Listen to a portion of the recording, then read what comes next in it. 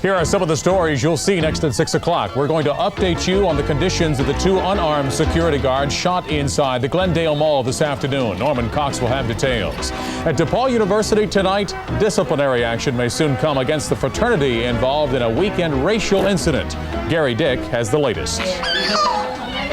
This baby boy was born a Korean, but his country won't accept him. This is Tracy Horth. Coming up, an in-depth report from Seoul on Korean adoption and why so many children come to the United States.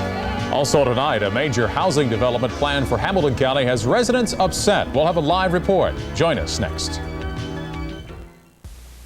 WRTV 6 Indianapolis. This is Channel 6 News at 6 with Clyde Lee, Dion Willis, weather with meteorologist Bob McLean, and sports with Ed Sorensen. Now, live, WRTV Channel 6 News at 6.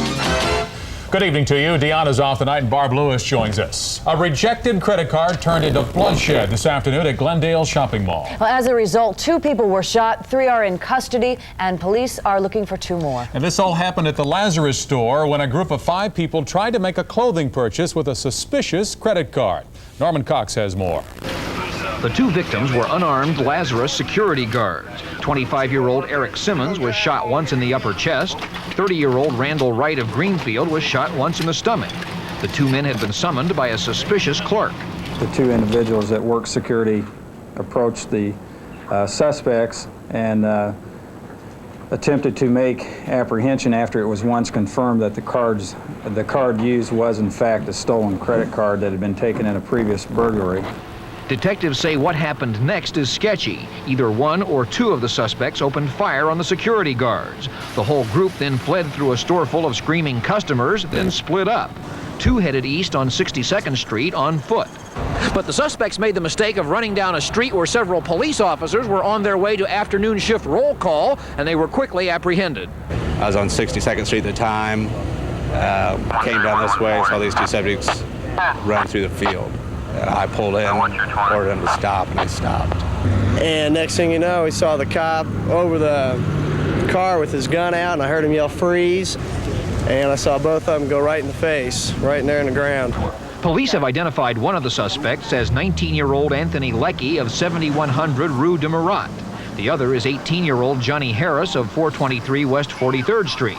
Neither is believed to have fired the shots. Police are questioning a 3rd person, an unidentified woman picked up at a separate location. They're still looking for 2 more people, a black male and a black female. Norman Cox, Channel 6 News. Both security guards, by the way, are reported in serious condition. Wright taken to Methodist Hospital, Simmons undergoing surgery right now at Wishart Hospital. Barb? A racial incident over the weekend at a DePaul University fraternity has sent shockwaves through the Greencastle School. Disciplinary charges have been filed against 6 fraternities and sororities. But as Gary Dick reports, the focus tonight is on an angry student body.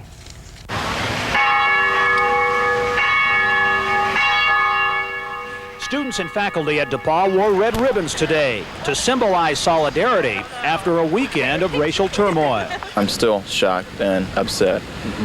I'm just hoping that we can do something constructive where we don't pull apart as a campus, but we all come together.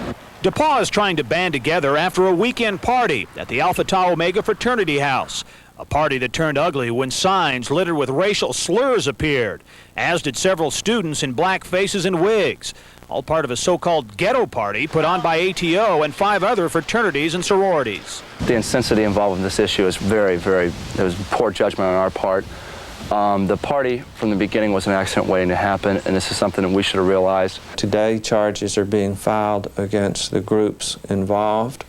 We will follow the same judiciary process we do in any disciplinary proceeding. That discipline will be handed out from the Dean of Students at DePaul. Okay. The bigger task at hand is restoring calm among students at the predominantly white university. Over the weekend, more than 300 students took part in a protest march on campus. I don't think it's lessen the anger any here. We all are still pretty angry, but I think it's given us time to pull our thoughts together. DePaul professor Dr. Stanley Warren says that reaction from black students has been commendable. I think that their attitudes have been very good. I think they've been much more positive than we could ever expect. And if this was the 1960s, this place would be in flames.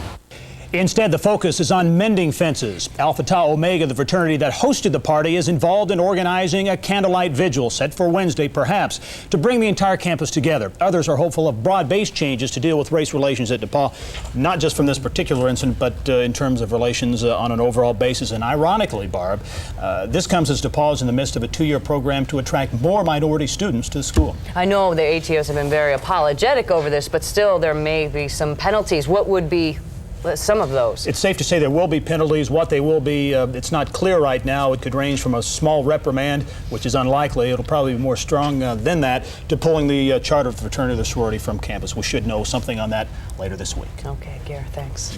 And both sides talking, which is good news.